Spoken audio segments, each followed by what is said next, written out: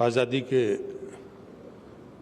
75 वर्ष पूर्ण होने के 75 सप्ताह पहले साबरमती की इस पवित्र धरती पर और दांडी यात्रा की तिथि पर हमारे यशस्वी प्रधानमंत्री, जिनके मार्गदर्शन में आज़ादी के 75वें वर्ष पर आने वाली शताब्दी तक के रोड मैप को बनाने की तैयारी है, मैं उनका संस्कृति मंत्रालय की तरफ से, भारत की जनता की तरफ से, गुजरात की सरकार की ओर से आपका हार्दिक अभिनंदन और स्वागत करता हूं। इस कार्यक्रम में गुजरात के राज्यपाल माननीय आचार्य देवव्रत जी, गुजरात के मुख्यमंत्री माननीय श्री विजय रूपाणी जी, हमारे संसद में वरिष्ठ साथी सांसद CR पाटिल जी, साबरमती ट्रस्ट आश्रम के हमारे आदरणीय कार्तिकेय सारा भाई जी, आदरणीय श्री अमृत मोदी जी, अहमदाबाद के महापौर माननीय किरीट परमार जी, यहाँ पर उपस्थित सभी उपस्थित भाइयों और बहनों, देश के वो 75 स्थान जहाँ पर देश के हमारे लोकसभा के अध्यक्ष, मंत्रिपरिषद के वरिष्ठ सहयोगी, आदरणीय राज्यपालगण, मुख्यमंत्रीगण, विधायक और सांसदगण और आम गणमान्य नागरिक इस कार्यक्रम में शामिल हो रहे हैं, मैं उन सबका हृदय से स्वागत करता हूं। मैं इस अवसर पर महात्मा गांधी जी के 2 मार्च 1930 के इस 2 वाक्यों को उद्धृत कर अपनी बात को शुरू करूंगा। महात्मा गांधी जी ने ये पत्र लॉर्ड इरविन को 2 मार्च 1930 को लिखा था। तब उन्होंने लिखा था, राजनीतिक दृष्टि से हमारी स्थिति गुलामों से अच्छी नहीं है। हमारी संस्कृति की जड़ें ही खोखली कर दी गई हैं। हमारा हथियार छीनकर हमारा सारा पौरुष अपहरण कर लिया गया है।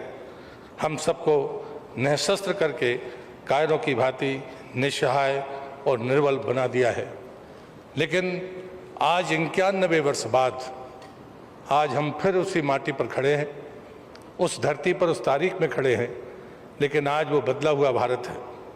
आज करीब 91 साल बाद जब मैं उसी मिट्टी पर आज़ादी के 75 साल के अमृत उत्सव के मौके पर चल रहा हूँ, तब देश के हालात बदले हुए हैं।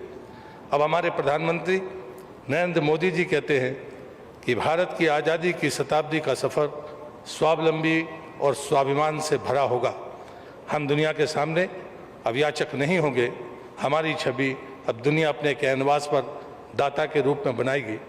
हमने संकट के समय में दवा हो या वैक्सीन, हर किसी को अपना कुटुंबी मानकर पहुंचाया है।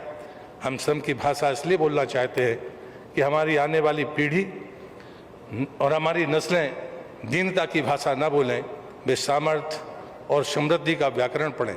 प्रधानमंत्री जी का कहना है, देश जब आज़ादी का 100वां वर्ष महोत्सव के रूप में मनाए, उस समय हम गौरवहीन या निर्बल नहीं होंगे, बल्कि पूरी दुनिया के सामने हम एक ऐसा उदाहरण प्रस्तुत करेंगे जिसके विजय के गीत दुनिया के हर आंगन में दोहराए जाएंगे।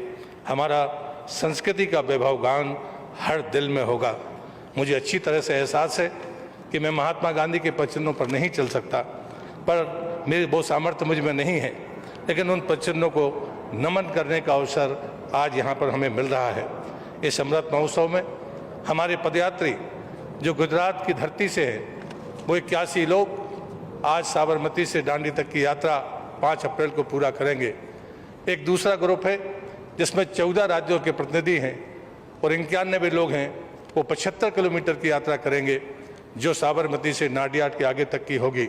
मैं उन तमाम पदयात्रियों को भी हृदय से स्वागत और अभिनंदन करता हूँ। उन तमाम कलाकारों को जो देश भर से यहाँ पर आए हैं, मैं उन सब का भी हृदय से स्वागत और अभिनंदन करता हूँ और आपसे यही प्रार्थना करता हूँ कि प्रधानमंत्री जी के उस संकल्प के साथ हम चले, जहाँ पर सरकार आयोजक नहीं होगी, आयोजन में भागीदार होगी, जनता इस जन महोत्सव को मनाएगी, ये आंदोलन जन महोत्सव बनेगा। इसी प्रार्थना के साथ मैं पुनः प्रधानमंत्री जी का अभिनंदन और आभार व्यक्त करते हुए अपनी बात को समाप्त करता हूँ। वंदे मातरम।